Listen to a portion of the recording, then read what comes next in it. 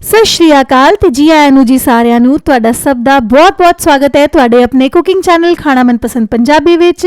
ਤੇ ਅੱਜ ਆਪਾਂ ਘਰ ਦੀਆਂ ਚੀਜ਼ਾਂ ਨਾਲ ਬਣਾਵਾਂਗੇ ਆਟੇ ਦੇ ਮਾਲਪੂਏ। ਇਸ ਵਿੱਚ ਅਸੀਂ ਯੂਜ਼ ਕੀਤਾ ਹੈ ਆਟਾ, ਦੁੱਧ ਤੇ ਚੀਨੀ। ਮੇਨ ਇੰਗਰੀਡੀਐਂਟਸ ਇਹ ਨੇ ਤੇ ਨਾਲ ਹੀ ਅਸੀਂ ਘਿਓ ਦਾ ਯੂਜ਼ ਕੀਤਾ ਹੈ। ਤੇ ਇੱਥੇ ਤੁਸੀਂ ਵੇਖ ਸਕਦੇ ਹੋ ਕਿੰਨੇ ਰਸੀਲੇ ਮਾਲਪੂਏ ਬਣੇ ਨੇ ਤੇ ਇਹਦੇ ਵਾਸਤੇ ਬਹੁਤ ਹੀ ਈਜ਼ੀਲੀ ਅਵੇਲੇਬਲ ਇੰਗਰੀਡੀਐਂਟਸ ਚਾਹੀਦੇ ਨੇ। ਤੇ ਇੱਥੇ ਮੈਂ सवा कप जिन्ना आटा लिता है। जे कप ना होए तुहाडे कोल मेजरिंग वाला तो कोई गल नहीं, तुसी कौली नाल भी मेजर कर सकते हो। तो यह रोटी पकाने वाला आटा है, नॉर्मल आटा जिहड़ा हुंदा है वो वाला आटा लेना है आपां। तो सवा कप जिन्नी ही चीनी लिती है मैं चाशनी बनाने वास्ते। तो इत्थे जिहड़ा दुध है वो है, तो आटा तुसी वेख सकते हो बिल्कुल नॉर्मल वाला आटा है। तो दुध जिहड़ा है वो मैं लिता है 2 कप जिन्ना, यानी कि आधा किलो दुध है, फुल फैट वाला दुध है, ताज़ा दुध लिता है। तो चीनी जिहड़ी है 1.25 तो 1.5 कप लेनी है। उस तो ज़्यादा जो तुसी बनाओगे तो चाशनी बच जाएगी। तो 1 छोटा चम्मच जिन्नी सौंफ, तो इत्थे लिता है आधा छोटा चम्मच इलाची पाउडर, 5-7 छोटिया इलाचियां लैके उन्होंने 1 चम्मच चीनी नाल मैं पिस लिया सी। ते 1 चुटकी जिन्ना केसर, पिस्ता ते बादाम 2-2 चम्मच जिन्ने मैं बारीक चॉप कर लेते ने। तो इत्थे आधा छोटा चम्मच बेकिंग पाउडर, इहदे नाल बहुत ही चंगी जाली आंदी है। तो इत्थे सब तो पहला असी फुल फैट मिल्क जिहड़ा असी लिता सी आधा किलो, उन्होंने बॉयल करने वास्ते रखांगे। इनू रिड्यूस करना है, इन्ना रिड्यूस करना है कि यह थोड़ा गाढ़ा हो जाए। तो इत्थे मैं दूजे पैन में चाशनी बनाने वास्ते रख रही हाँ। तो चाशनी वास्ते 1.25 कप चीनी ते 1 कप जिन्ना पानी। बहुत ज़्यादा चाशनी पतली या गाढ़ी नहीं बनानी है। तो 2 चम्मच पानी मैं होर पाया। तो ये ही असी केसर जिहड़ा हुंदा है वो ऐड कर देंगे। इहदे नाल स्वाद ते खुशबू बहुत ही वधिया आंदी है। तो चंगी तरह स्टर कर लांगे। तो इनू गैस नू लो करके इनू पकन देना है लगभग 5-7 मिनट वास्ते। बिल्कुल लो फ्लेम रखनी है ताकि चीनी जिहड़ी है हौले हौले घुल जाएगी। जब चीनी घुल जाए तो इनू बहुत ज़्यादा कुक नहीं करना है। इस तरीके की चाशनी होनी चाहिए, गुलाब जामुन वर्गी, जिहड़ी माड़ी जी चिपचिपी होए, बहुत ज़्यादा तार तूर नहीं बनाने ने असी। तो इस तरीके नाल चाशनी तुसी चेक कर सकते हो। तो इहदे विच कोई तार नहीं बन रहा, बस तुसी जद उंगलों में वेखोगे तो तुहानू शहद वर्गी लगेगी। तो इत्थे जिहड़ा दुध सी वो रिड्यूस हो गया है थोड़ा जिहा, तो असी होर रिड्यूस करांगे। मैं इत्थे गैस का फ्लेम वधा दिता है ताकि छेती दुध जिहड़ा है वो रिड्यूस हो जाए। तो जिहड़ी मलाई साइड ते आ रही है उन्हों भी चंगी तरह असी मिक्स करते रहांगे। तो इत्थे चाशनी एक बारी होर चैक कर लांगे। तो चाशनी हुण बिल्कुल रेडी है, कोई तार नहीं है इत्थे।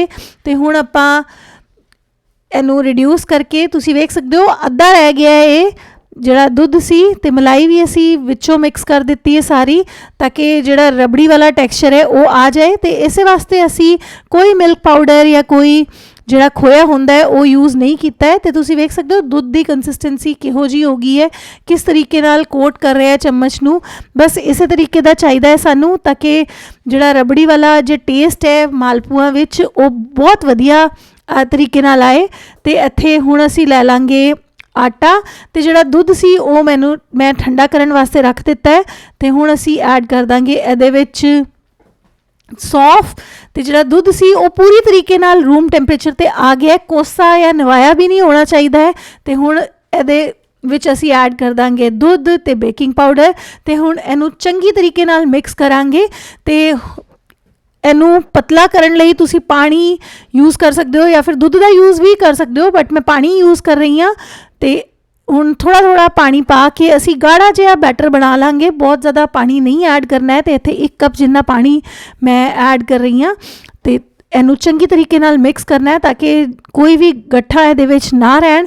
जिवें दा केक बैटर हुंदा है ना रिबन कंसिस्टेंसी वाला, वो बैटर बनाना है असी। तो तुसी वेख सकते हो हले यह गाढ़ा है, तो माड़ा जिहा इहदे विच पानी होर जाएगा। तो इनू चंगी तरीके नाल असी रेस्ट करावांगे 5 मिनटां वास्ते, ताकि जिहड़ा आटा है वो फुल जाए। तो जिहड़ा बैटर है वो बिल्कुल राइट कंसिस्टेंसी ते आ जाए। तो इत्थे तुसी वेख सकते हो मैं थोड़ा जिहा पानी होर ऐड किया है। तो हुण आपां इनू चैक करांगे बैटर नू। तो तुसी वेख सकते हो यह पोरिंग कंसिस्टेंसी का होना चाहिए है। तो हुण इनू मालपुए बनाने वास्ते असी 5 मिनट बाद यूज़ करांगे। तो इनू साइड ते धर दांगे।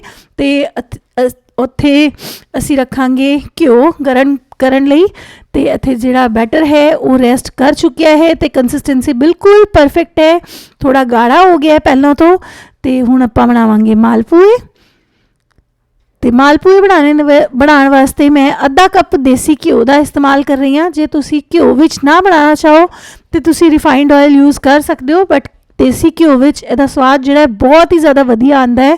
ਤੇ ਇੱਥੇ ਘਿਓ ਨੂੰ ਚੰਗੀ ਤਰ੍ਹਾਂ ਗਰਮ ਕਰਾਂਗੇ ਤੇ ਫਲੈਟ ਬਰਤਨ ਵਿੱਚ ਹੀ ਬਣਦੇ ਨੇ, ਜਿਵੇਂ ਜਲੇਬੀ ਬਿਲਕੁਲ ਫਲੈਟ ਜਿਹੜਾ ਬਰਤਨ ਹੁੰਦਾ ਹੈ ਉਹਦੇ ਵਿੱਚ ਬਣਦੀ ਹੈ, ਉਸੇ ਤਰੀਕੇ ਨਾਲ ਮਾਲਪੂਏ ਵੀ ਜਿਹੜੇ ਨੇ ਉਹ ਵੀ ਬਿਲਕੁਲ ਫਲੈਟ ਬਰਤਨ ਵਿੱਚ ਬਣਦੇ ਨੇ। ਤੇ ਅਸੀਂ ਇੱਥੇ ਜਿਹੜੇ ਮਾਲਪੂਏ ਨੇ ਉਹ ਸੇਕਾਂਗੇ ਤੇ ਉਹਨਾਂ ਨੂੰ ਐਡ ਕਰ ਦਾਂਗੇ ਉੱਥੇ ਚਾਸ਼ਨੀ ਵਿੱਚ। ਤੇ ਚਾਸ਼ਨੀ ਜਿਹੜੀ ਹੈ ਉਹ ਕੋਸੀ ਹੈ, ਨਿਵਾਈ ਹੋਣੀ ਚਾਹੀਦੀ ਹੈ। ਤੇ ਹੁਣ ਆਪਾਂ ਮਾਲਪੂਏ ਬਣਾਵਾਂਗੇ। ਘਿਓ ਜਿਹੜਾ ਹੈ ਉਹ ਚੰਗੀ ਤਰ੍ਹਾਂ ਗਰਮ ਹੋ ਚੁੱਕਿਆ ਹੈ। ਇੱਕ ਵਾਰੀ ਗਰਮ ਕਰਨ ਤੋਂ ਬਾਅਦ ਜਿਹੜਾ ਗੈਸ ਦਾ ਫਲੇਮ ਹੈ ਅਸੀਂ ਮੀਡੀਅਮ ਕਰ ਦਾਂਗੇ। ਤੇ ਹੁਣ ਤੁਸੀਂ ਵੇਖ ਸਕਦੇ ਹੋ ਚੰਗੀ ਤਰੀਕੇ ਨਾਲ ਅਸੀਂ ਬੈਟਰ ਪਾ ਕੇ ਚੈੱਕ ਕਰ ਲਿੱਤਾ ਹੈ ਤੇ ਬਿਲਕੁਲ ਪਰਫੈਕਟ ਹੈ ਘਿਓ ਜਿਹੜਾ ਹੈ ਮਾਲਪੂਏ ਬਣਾਉਣ ਵਾਸਤੇ। ਤੇ ਇੱਥੇ ਮੈਂ ਇਹ ਬੈਟਰ ਨਿਕਾਲ ਦਿੱਤਾ ਹੈ, ਕਿਉਂਕਿ ਜਿਹੜੇ ਮਾਲਪੂਏ ਨੇ ਉਹ ਫਟ ਜਾਂਦੇ ਨੇ ਬੜੀ ਛੇਤੀ ਜੇ ਇਹਦੇ ਵਿੱਚ ਕੋਈ ਬੈਟਰ ਗਿਰਿਆ ਹੋਏ ਤੇ ਹੁਣ ਅਸੀਂ ਕੜਛੀ ਦੇ ਨਾਲ ਇਸ ਤਰੀਕੇ ਨਾਲ ਇੱਕ ਵਾਰੀ ਵਿੱਚ ਮਾਲਪੂਏ ਦਾ ਬੈਟਰ ਪੋਰ ਕਰਾਂਗੇ। ਬਾਰ-ਬਾਰ ਨਹੀਂ ਕੜਛੀ ਨੂੰ ਝਟਕਣਾ, ਨਹੀਂ ਤਾਂ ਮਾਲਪੂਏ ਦੇ ਵਿੱਚ ਛੇਦ ਹੋ ਜਾਂਦਾ ਹੈ। ਤੇ ਤੁਸੀਂ ਵੇਖ ਸਕਦੇ ਹੋ ਇਹਨੂੰ ਆਪਾਂ ਇਸ ਤਰੀਕੇ ਨਾਲ ਉੱਤੇ ਘਿਓ ਪਾ ਕੇ ਇੱਕ ਪਾਸੋਂ ਸੇਕਾਂਗੇ ਤੇ ਜਦ ਦੂਜੀ ਪਾਸੇ ਵੀ ਮਾੜਾ ਜਿਹਾ ਕਲਰ ਆ ਜਾਏਗਾ 1-2 ਮਿੰਟ ਵਿੱਚ ਤੇ ਇਹਨਾਂ ਨੂੰ ਪਲਟ ਦਾਂਗੇ। ਤੇ ਇੱਥੇ ਤੁਸੀਂ ਵੇਖ ਸਕਦੇ ਹੋ ਕਿੰਨੇ ਸੋਹਣਾ ਕਲਰ ਆਇਆ ਮਾਲਪੂਏ ਤੇ ਮੀਡੀਅਮ ਫਲੇਮ ਤੇ ਅਸੀਂ ਫਰਾਈ ਕਰਨੇ ਨੇ, ਨਹੀਂ ਤਾਂ ਅੰਦਰੋਂ ਕੱਚੇ ਰਹਿ ਜਾਣਗੇ। ਤੇ ਤੁਸੀਂ ਧਿਆਨ ਰੱਖਣਾ ਇਸ ਚੀਜ਼ ਦਾ। ਮਾਲਪੂਏ ਜਿਹੜੇ ਨੇ ਉਹ ਬਿਲਕੁਲ ਕਰਾਰੇ ਤੇ ਜਾਲੀਦਾਰ ਬਣਨਗੇ ਅੰਦਰੋਂ। ਤੇ ਇੱਥੇ ਤੁਸੀਂ ਵੇਖ ਸਕਦੇ ਹੋ ਕਿੰਨੇ ਕਰਾਰੇ ਕਿਨਾਰੇ ਜਿਹੜੇ ਨੇ ਉਹ ਵਿਖ ਰਹੇ ਨੇ। ਤੇ ਇਹਨਾਂ ਨੂੰ ਚੰਗੀ ਤਰੀਕੇ ਨਾਲ ਇਸ ਤਰੀਕੇ ਨਾਲ 2 ਚਮਚਾ ਨਾਲ ਅਸੀਂ ਚੰਗੀ ਤਰੀਕੇ ਨਾਲ ਘਿਓ ਇਹਦਾ ਕੱਢ ਦਾਂਗੇ ਤੇ ਸਿੱਧਾ ਚਾਸ਼ਨੀ ਵਿੱਚ ਐਡ ਕਰ ਦਾਂਗੇ। ਚਾਸ਼ਨੀ ਜਿਹੜੀ ਹੈ ਬਿਲਕੁਲ ਮਾੜੀ ਜਿਹੀ ਗਰਮ ਹੈ, ਜਿਹਨੂੰ ਤੱਤੀ ਚਾਸ਼ਨੀ ਕਹਿੰਦੇ ਨੇ ਉਹ ਵੇ, ਬਹੁਤ ਜ਼ਿਆਦਾ ਗਰਮ ਨਹੀਂ ਹੋਣੀ ਚਾਹੀਦੀ।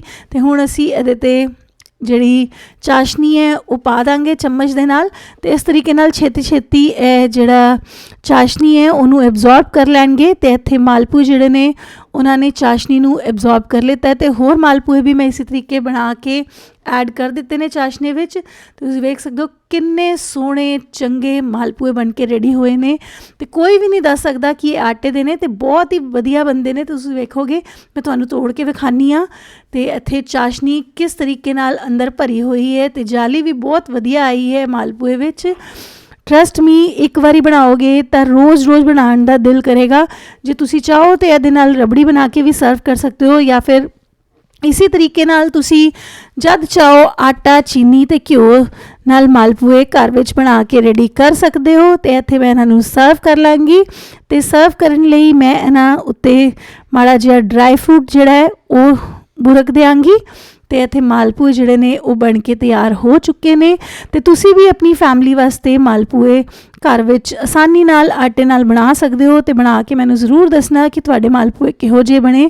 ਤੇ ਇੱਥੇ ਮੈਂ ਪਿਸਤਾ ਬਦਾਮ ਬੁਰਕ ਦਿੱਤਾ ਹੈ ਤਾਂ ਕਿ ਇਹ ਦਿਸਣ ਵਿੱਚ ਹੋਰ ਵੀ ਸੋਹਣੇ ਲੱਗਣ ਤੇ ਬੱਚਿਆਂ ਨੂੰ ਤੇ ਸਭ ਨੂੰ ਬਹੁਤ ਪਸੰਦ ਆਉਂਦੇ ਨੇ।